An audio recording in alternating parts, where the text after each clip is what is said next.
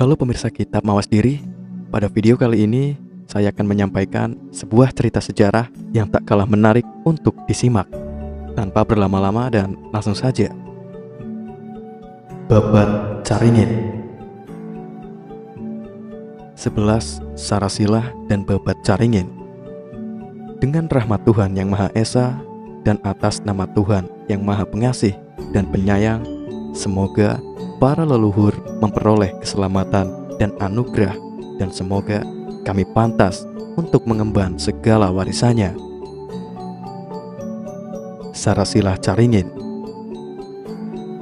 Ini adalah trah dan sarasilah para leluhur di kawasan Caringin yang sejarahnya telah mewarnai corak kehidupan di tempat ini, dan kehadirannya dirasakan melalui pengucapan nama penuh hormat, serta diketahui melalui segala petilasan peninggalan mereka.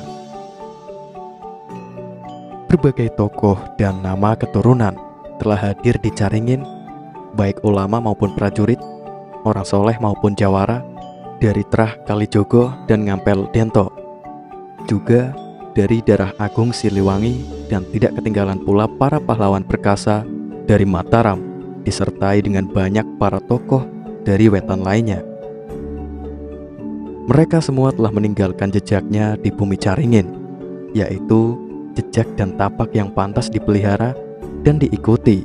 Demikianlah kini akan diuraikan secara rapi berurutan para nenek moyang yang dahulu telah membuat sejarah di kecamatan ini. Dari Trah Kalijogo datanglah Eyang Sapu Jagat, yaitu Kyai Langlang Buwono, yang menikah dengan Setio Diningsih atau Adityo Ningsih, yaitu putri yang di petilasan Cilengsi disebut Kembang Cempaka Putih, dan pada petilasan Babakan diberi gelar Dewi Kembang Kuning. Maka kedua suami istri inilah yang telah menurunkan Kiai Elang Bangalan yang telah datang dan seterusnya menetap di daerah Lemah Duhur. Kemudian daripada itu, Elang Bangalan pun menurunkan 4 orang anak yang tertua adalah Aryo Sancang di Garut, diikuti oleh Eyang Bedikul Joyo Poncowati, Ayah Ursi Poncowati, dan Eyang Ragil Poncowati. Maka ketiga anak yang lebih muda itu turut menjadi cikal bakal Caringin, serta meninggalkan kenangan di Pasir Keramat yang diluhurkan. Anak tertua Eyang Bedikul Joyo adalah Ayah Iming, yaitu Kiai Haji Sulaiman, yang makamnya masih dapat ditemukan di Kebun Tajur. Anak yang kedua dinamakan Umaenah, yaitu istri Eyang Ronggo Wulung atau Ronggo Agung. Maka suaminya itulah yang menjadi leluhur di Cimandi. Anak yang ketiga dinamakan Romiah, yang dinikahi oleh Eyang Buyut Umang, yaitu sebagaimana ia disebut di Caringin, karena di Cinorogo ia disebut Aki Dekle. Adapun Eyang Buyut Umang itu adalah putra Ki Kastiwo, cucu Ki Kaswito, cicit Suwito, dan turunan pahlawan Joko Sembung, yaitu suami Roijah gelar Bajengireng. Sedangkan Eyang Buyut Umang sendiri juga telah menurunkan 2 orang anak, yaitu Aki Eming yang dipusarakan di Makam Gede di Tonggoh, dan Aki yang dipusarakan di Cipopokol Hilir, Pasir Muncang selanjutnya. Anak keempat Bedikul Jaya adalah Samsiah yang menikah dengan Aki Kartijan, dan anak kelima adalah Amsiah yang menikah dengan Bayu Rekso, yang disebut juga Rekso Buwono, yaitu Putro Radiokso, cucu Joyodiningrat dari Mataram. Ialah pahlawan perkasa yang petilasannya terdapat di Tanjakan Ciherang. Maka Bayu Rekso dan Amisah menurunkan Ki Ronggo Gading dan Ki Kumpi, yang kedua-duanya dimakamkan di kawasan Cigintung, Caringin akhirnya. Anak kelima Aki Badikuljoyo adalah Ibu Esah yang menikah dengan Aki Pongolo, yaitu putra Aki Jeporo atau Ki Kartaran, dan cucu Aki Kahir, tokoh dunia persilatan. Selanjutnya dari Trah Raden Rahmatullah Sunan Ngampel Dento diturunkanlah Ki Karmogodo yang menurunkan Ki Karmojoyo, yaitu ayahanda Ki Kortowiryo yang berasal dari Jampang, Surade, dan telah datang ke Lemah Duhur untuk menetap di Lego Antrem. Adapun Ki Kortowiryo itu disebut pula Haji Akbar. Ia menurunkan Marundo, dan Marundo menurunkan Murtani, dan seterusnya. Murtani menurunkan Pitung, jago silat dari Rawa Belong. Diriwayatkan pula bahwa Ki Kortowiryo memiliki istri bernama Nyi Antrem yang namanya telah diabadikan dalam nama Lego Antrem Sesoko Kami. Maka Nyi Antrem itu pun berasal dari satu keturunan dengan suaminya, sebab leluhurnya yaitu Syekh Japaruddin juga berasal dari Trah Ngampel Dento. Syekh Japaruddin menurunkan Ki Kartaji, dan Ki Kartaji menurunkan Aji Tapaireng. Selanjutnya Aji Tapaireng menurunkan 5 orang anak. Pertama adalah Aji Wisoireng yang juga disebut Haji Aleman. Kedua Aji Wisokuning. Ketiga Mbah Ambani. Keempat Ki Anom. Dan kelima Ibu Ucu yang diperistri oleh Ayah Haji Abdul Somad. Leluhur di Cimande, Tarikolot. Keluarga dan turunan inilah yang menjadi asal-usul masyarakat di Curug Dengdeng. Maka dari Aji Wisoireng lah Ibu Antrem diturunkan ke dunia, yaitu Ibu Antrem yang telah dipusarakan di kawasan Lego Antrem. Adapun Ki Karmogodo juga menurunkan anak laki-laki, adik Ki Karmojoyo, yang kemudian menurunkan Ki Joko Kadir, yaitu tokoh yang dipusarakan di Luwung Ki Maun yang terletak di atas Lego Antrem. Seterusnya Ki Joko Kadir menurunkan Ki Joko Bledek, leluhur kampung Bendungan di Kampung Tajur. Demikianlah itu tentang para leluhur dan pendahulu mereka semua yang berasal dari Trah Ngampel Dento. Seharusnya bagaimana diriwayatkan oleh mereka yang mengerti sejarah mengalir pula darah leluhur Siliwangi pada diri para leluhur di Caringin, mewarnai jalan kehidupan masyarakat dan memancarkan kesejatian rasa, membangkitkan kesucian dan menaikkan kebajikan laku. Maka inilah keluarga para Jawara yang menghubungkan Siliwangi dan Caringin, menghubungkan masa lalu dan masa kini, serta mengarahkan masa depan. Sang Ratu Joyodewoto Prabu Siliwangi menikah dengan Nyi Ratu Subang Koroncang dan menurunkan 3 orang anak, yaitu 2 orang lelaki dan seorang wanita. Anak yang tertua adalah Pangeran Aryo Santang. Panembahan Cokro Buwono. Anak yang kedua adalah Nyi Roro Santang, Ibunda Syarif Hidayatullah. Dan anak yang ketiga adalah Kian Santang atau Prabu Segoro atau Sunan Rahmat Suci di Gunung Godok yang disebut Syekh Kuncung Putih di Cibadak, Pangasahan. Maka ia itulah leluhur seorang tokoh bernama Elang Sutowinoto.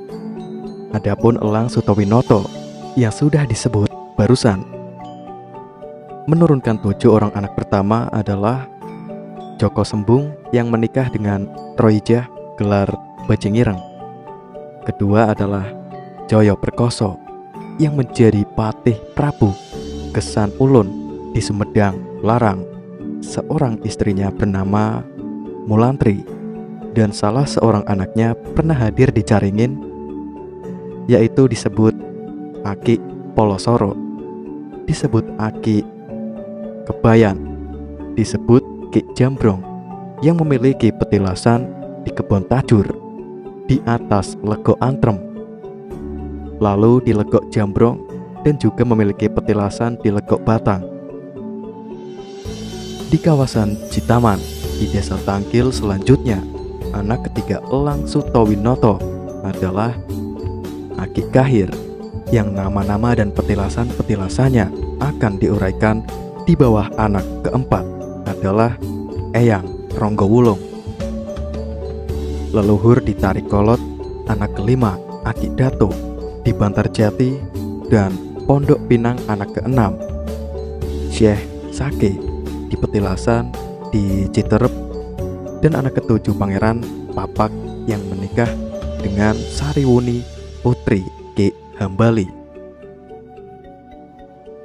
9 nama dan 9 petilasan dimiliki anak ketiga Elang Sutowinoto Aki Kahir di Bogor Tanah Saril, Syekh Majagung di Cirebon Pangeran Joyo Sakti di Batu Tulis, Gentar Bumi di Pelabuhan Ratu Aki Anur, di Pengasahan Cikidang, Cipetir, dan Eyong Kertosingo Wirosingo, di Tarik Kolot Aki Dalem Macan di Citerep, Eyang Pasarean di Cidahu, Cibening, Ciampea, dan kesembilan dan terakhir adalah Jambrong di Cirebon.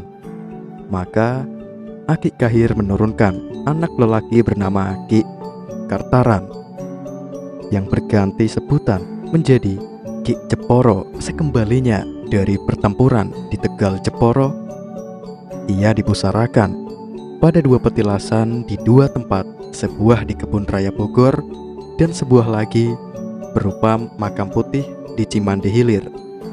Ia menurunkan 4 orang anak, seorang lelaki dan 3 orang wanita. Yang tertua adalah Aki Pongolo yang menikah dengan Uwa Esah. Yang kedua adalah Nini Sarinem di Ciherang Limus Nunggal, disebut Sri Asih di Cirebon, dan Nini Sarem di Cilengsi. Suaminya adalah Kiai Aji Wijoyo dari Pleret Purwokerto. Yang ketiga adalah Nini Sayem di Ciherang Limus Nunggal yang menikah dengan Ki Puspa dari Cirebon, yaitu tokoh yang dihubungkan dengan kuda Puspagati dari petilasan Pasir Kuda di Lemah Duhur. Dan yang keempat adalah Nini Sarimpen di Garut, yaitu istri Banaspati, seorang panglima Panembahan Sopo Kingking dari Banten.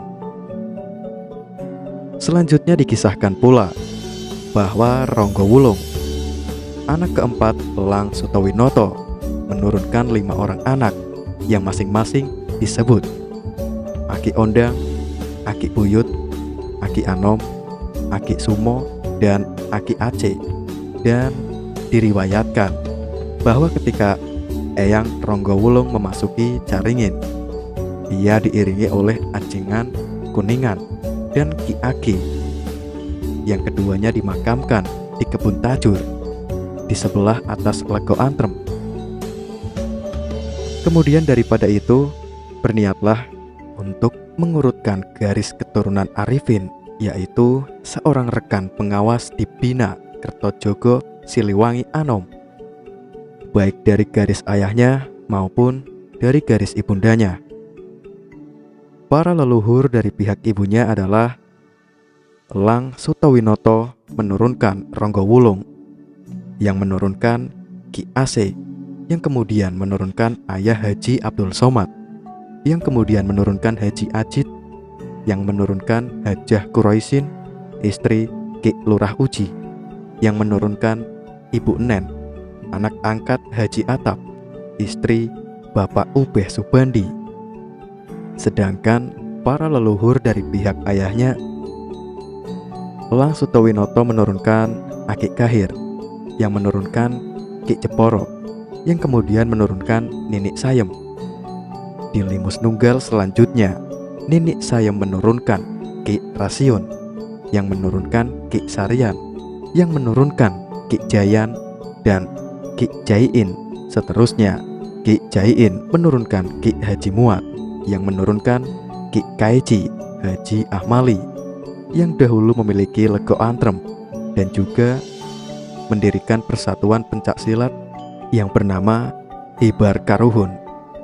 Maka Haji Ahmali itu dahululah yang membawa pengaruh tarik kolot ke sekitar desa Cikalang, dan dia adalah ayah Ki Haji Barnas, Bapak Ubeh Subandi dan adik-adiknya selanjutnya. Dari Cikalang di desa Caringin, kami mengalihkan uraian ke pemakaman tua di desa Cinogoro yang terletak di bawah pohon rindang. Di situ disemayamkan Mbah Dalem Cinogoro dan Mbah Dalem Asian. Istrinya seorang meriwayatkan kepada kami tentang Mbah Dalem yang dikatakan berasal dari Jawa Timur dan disebut dengan nama Eyang Adik Daha, tetapi seseorang lainnya mengisahkan silsilah Mbah Dalem. Dari Trah Brawijaya melalui Trah Kalijogo diturunkan Raden Tresno yang disebut juga Pandewulung. Dari Kudus ia menurunkan Syekh Japaruddin. Dari Mataram yang menurunkan Syekh Abdul Muhi. Dari Pamijahan yang selanjutnya menurunkan Syekh Muhammad Abdul Sobirin, yaitu Mbah Dalem Cinogoro, pepundian masyarakat di Dukuh Kawung.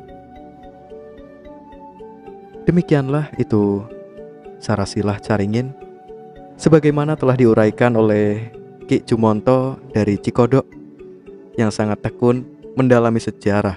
Sekarang diurutkan pula nama-nama tempat dan desa tempat para karuhun dipusarakan dalam damai. Di Lemah Duhur dan Poncowati, Eyang Kertosingo, Ki Sarian, dan Ki Rasion ditarik kolot. Eyang Ronggowulung dan putra-putranya beserta Ayah Haji Abdul Somad ditarik kolot. Eyang Bedikul Jaya, Ayah Ursi, dan Eyang Ragil di Poncowati. Eyang Rasiem di Legok Mahmud, Aki Anyar, dan Ninik Siti Mastiyah di Tanjakan Saodah. Pangeran Joyokerto, putra Wijayakromo yang memiliki petilasan di Pulau Gadung, berputra Eyang Sagiri yang petilasannya terdapat di Bojongkaton. Eyang Bongolan di Cikodok, Kampung Lego. Ki Joko Kadir dan Ki Joko Bledek di Lego Antrem. Nyi Antrem dan Ki Kortowiryo di Lego Jambrong. Ajengan Kuningan, Haji Sulaiman Ayah Iming. Uwak Esah anak Bedikul Jaya, Aki-aki Setiawati Kusuma. Dari Mataram, Ki Jambrong anak Jaya Perkoso, semuanya di Kebun Tajur. Di Cimahi Jaya tidak ada yang tercatat telah dipusarakan di tempat ini. Di Poncowati, Aki Ariem dan Ki Suwito di Legok Nyenang. Di Ciherang Pondok, Nini Amsiah. Di tengah kawasan desa, Haji Abdul Kohar atau Mbah Ageng di perbatasan Ciawi. Nini Sarinem di Belitung, Cikretek. Hadi Kusumo, putra Tubagus Gelondong di Cibolang. Di Muara Jaya, Batara Kresno, Aki Aryo Kusumo di Rowoyang, Adipati Wirosembodo di Kampung Nyenang, dan Mbah Muhi.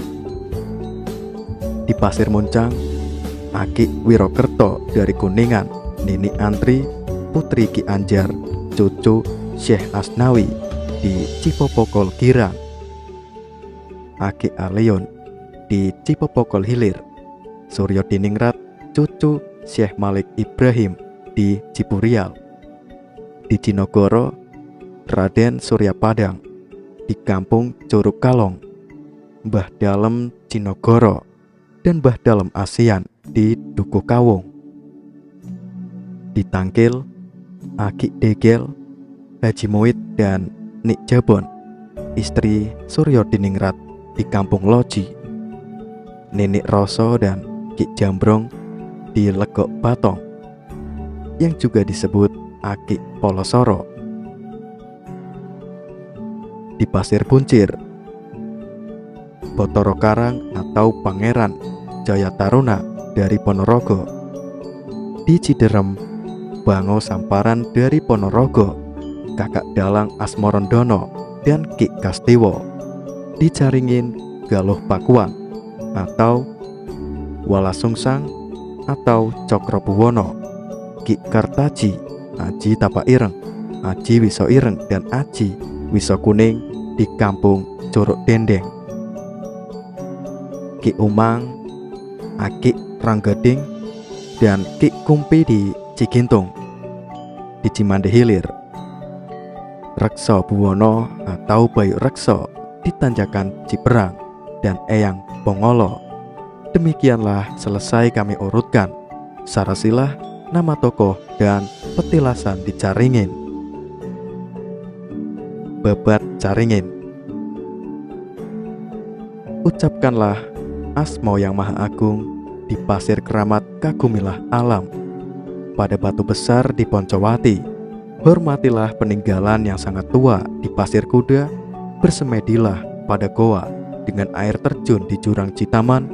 Pergilah menapak telas ke 5 tempat Siliwangi di sepanjang Cisolodo hingga ke Curug Merot. Pelajarilah warisan Cimande pada guru yang rendah hati. Kunjungilah bumi Kawastu untuk merundingkan perjuangan. Datanglah ke Lego Antrem untuk mempererat persaudaraan dan dengarkanlah dengan teliti isi kisah Babat Caringin, yaitu Caringin Kurung dari masa lalu dan Caringin Kurung dari masa yang akan datang kemudian. Dengan tekad membaja dan semangat membantu negara, bersama-sama mengucapkan Monggolo sebagaimana telah disusun di Sosoko Antrem. Kertojogo Bumi Kawestu. Mugi rahayu di Lego Antrem, mugi joyo di Tegal Logo. Mejangken teras hibar karuhun. Semoga semua rela menata dengan jujur. Semoga memperoleh harta rohani dalam bejono budi pekerti yang mendatangkan ketentraman, yang mendatangkan kesejahteraan. Inilah riwayat Babat Caringin, babat yang telah disampaikan dari yang tua kepada yang muda. Dari ketinggian di Sosoko Jati, Pasir Keramat memandang ke bumi Pakuan, memohon dan memperoleh terang batin Suryo Padengcaan Norowangan, menghargai dengan hormat bukti Paduka di Roncomoyo, menyaksikan dengan kagum Mandolo Keratuan di Batu Tulis, melayangkan pikiran ke Watu Gigilang yang kini terletak di negeri Banten, meneliti perjalanan sejarah di dataran yang berbeda di antara kedua gunung. Di sini pernah terjadi gejolak dan gemuruh peperangan ketika terdengar kabar berlangsungnya perang antara Pajajaran dan Banten.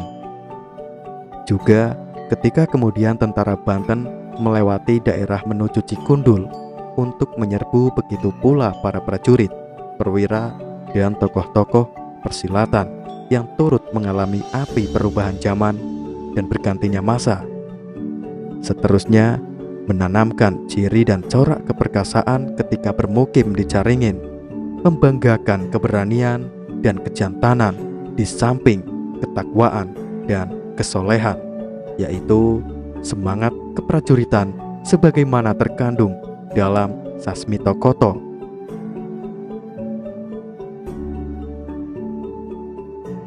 Bojong katon pasir bedil lemah duhur, pangapungan Poncowati Dendo. Ratusan tahun yang lalu terdiri sebuah tangsi tentara Mataram, yaitu di tempat yang sekarang disebut Pasar Caringin, yaitu pada jalan yang menuju Maseng, Pasir Bogor, lalu Cihideng, dan kota Bogor.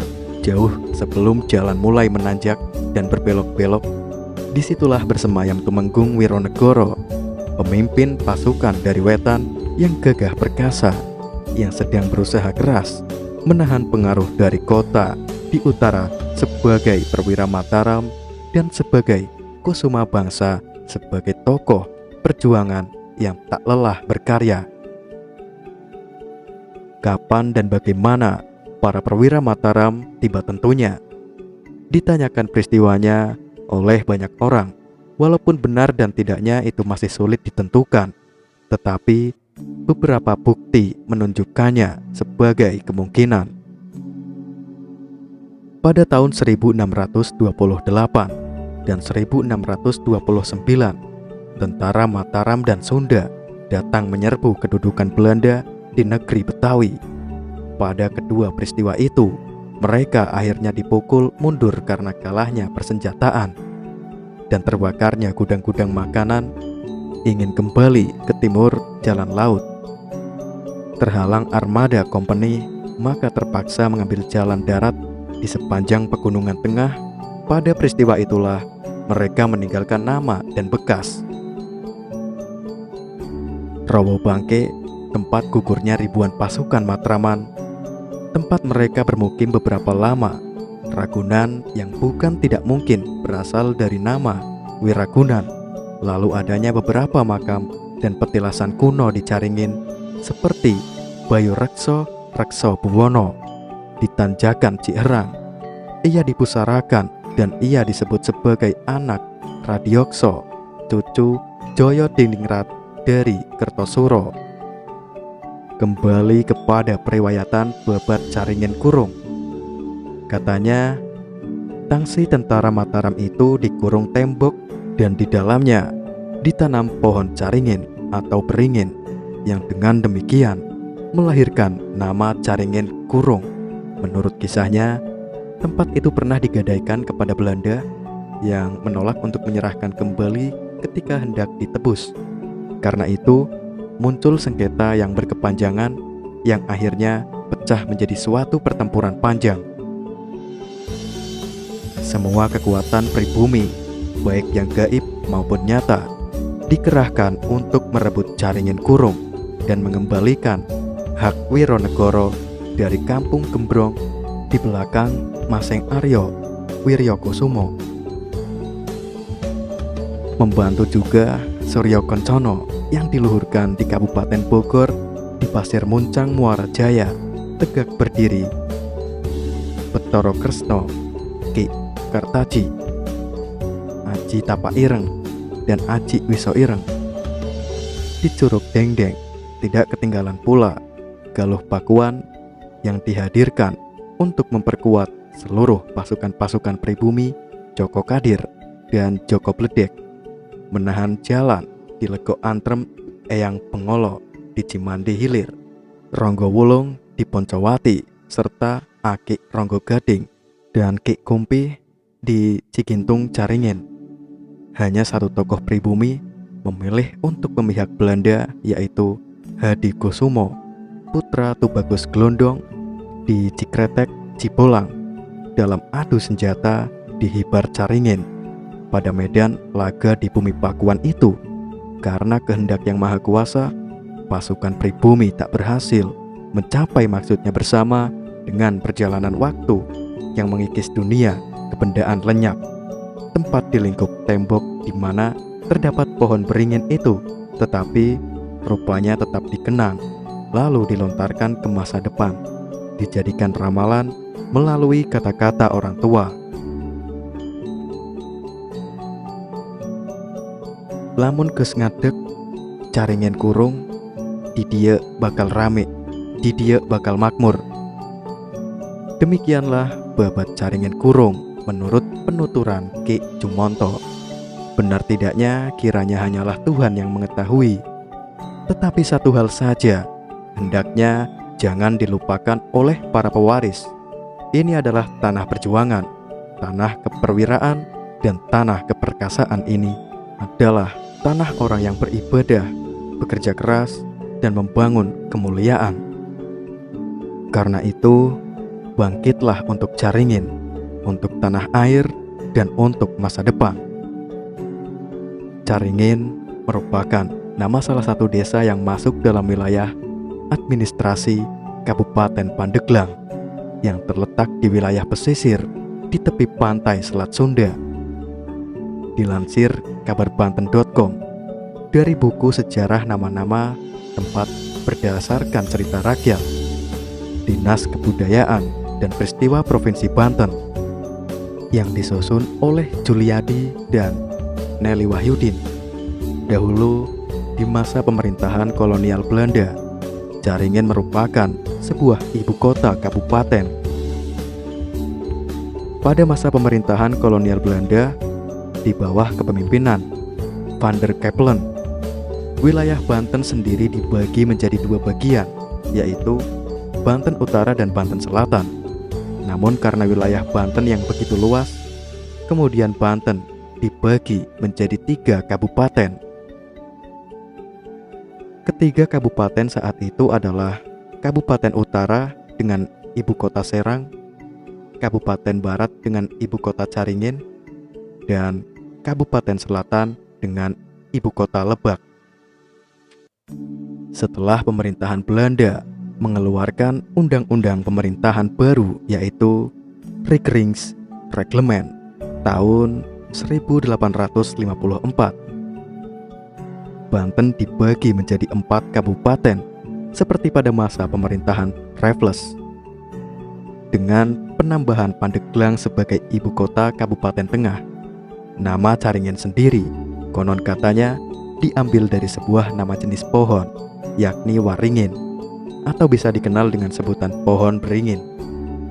Perjuangan aspirasi masyarakat dimulai dengan terbentuknya Badan Koordinasi atau Bakor Pembentukan Kabupaten Caringin, yang selanjutnya disebut BPKC, sebagai wadah aspirasi masyarakat untuk memperjuangkan, membentuk, dan mewujudkan kembali Caringin menjadi kabupaten. Pembentukan ini ditetapkan dalam keputusan musyawarah masyarakat wilayah Caringin yang diselenggarakan pada tanggal 4 Maret 2003. Tokoh penting dalam pembentukan Kabupaten Caringin adalah Ayib Ali Hadrowi selaku Ketua BPKC dan Hendi Huis selaku Ketua Pembina BPKC. Selain berdasarkan aturan perundang-undangan yang berlaku yang menjadi dasar pembentukan calon Kabupaten Caringin, aspirasi ini juga didasari dengan aspek sejarah. Pada zaman pemerintahan Hindia Belanda, Caringin dikenal dengan nama Regenskap Ciringin. Setingkat dengan kabupaten, hal ini tertuang dalam Staatsblad van Nederlandisch-Indië. Dalam keputusan Negara Komisaris Jenderal Hindia Belanda nomor 1 tertanggal 2 Desember 1828 membagi wilayah Banten menjadi 3 kabupaten. Salah satunya adalah Kabupaten Caringin. Pada Staatsblad van Nederlandisch-Indië halaman 248 dijelaskan bahwa wilayah Banten terbagi 3 kabupaten. Dalam Staatsblad tertera bahwa Pandeglang masuk ke dalam wilayah Kabupaten Serang, sementara Pandeglang menjadi kabupaten dengan membawahi wilayah Caringin dan Cibaliung Baru pada tahun 1874. Berdasarkan Staatsblad 1874 nomor 73, Ordonansi tanggal 1 Maret 1874 mulai berlaku 1 April 1874. Kajian ilmiah dan studi kelayakan pembentukan calon daerah otonom Kabupaten Caringin dilakukan oleh Center of Law and Good Governance Studies, Fakultas Hukum Universitas Indonesia, dilakukan pada tanggal 24 Juli sampai dengan 31 September 2003 Kemudian dilakukan ekspos rencana pembentukan daerah otonomi ini pada tanggal 29 Maret 2006. Pada tahun 2013, kembali dilakukan kajian bekerja sama dengan BPP Kementerian Dalam Negeri berdasarkan keputusan Bupati Pandeglang tentang pembentukan tim pelaksana kajian pemekaran daerah Kabupaten Pandeglang. Hasilnya adalah bahwa dilihat dari indikator kependudukan, kemampuan ekonomi, potensi daerah, dan kemampuan keuangan wilayah Caringin layak menjadi daerah otonom sendiri. Terkait potensi daerah, dari sektor peternakan potensinya adalah sapi potong, domba, dan ayam. Dari sektor pertanian berasal dari padi, umbi-umbian, sayur-sayuran, serta palawija. Potensi yang dapat dikembangkan adalah sawi, daun kol, tomat, jagung, dan timun suri.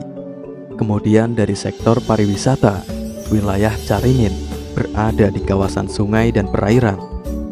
Hal ini melahirkan sejumlah keunikan tersendiri. Wilayah yang terdiri dari sungai dan lembah merupakan daya tarik wisatawan.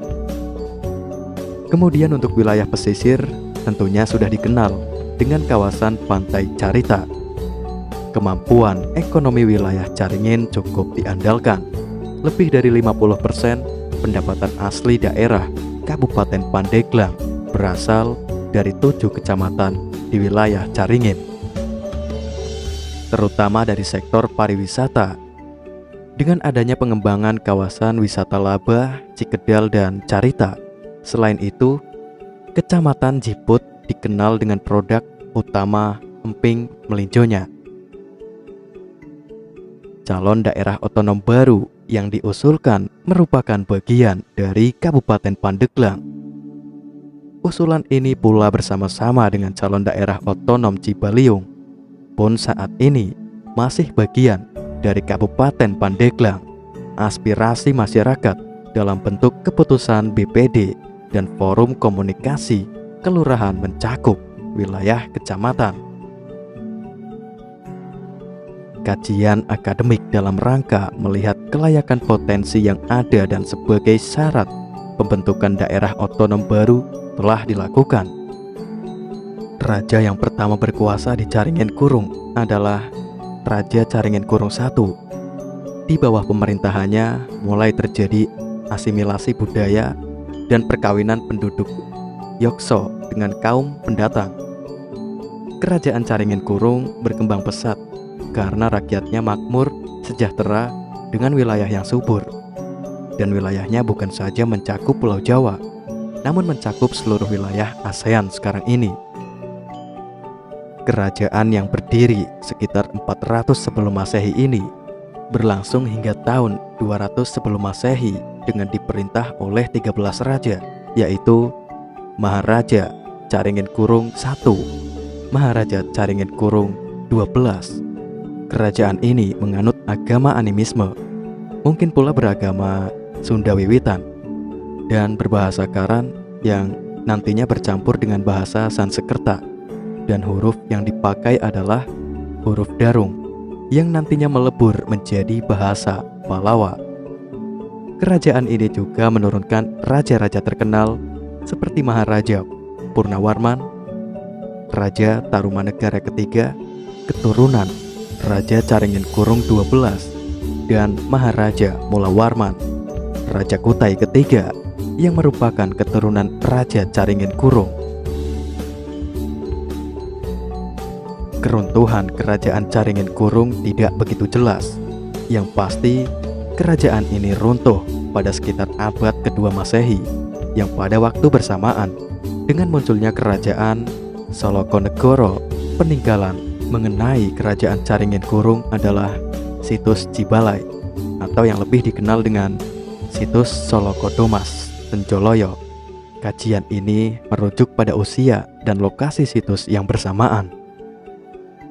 Situs Cibalai atau situs Solokodomas Tenjoloyo, lokasi situs Megalitikum Cibalai, atau yang dikenal dengan sebagai situs Solokodomas Tenjolaya berada di kampung Cibalai, Desa Tapos 1, Tenjolaya, Kabupaten Bogor.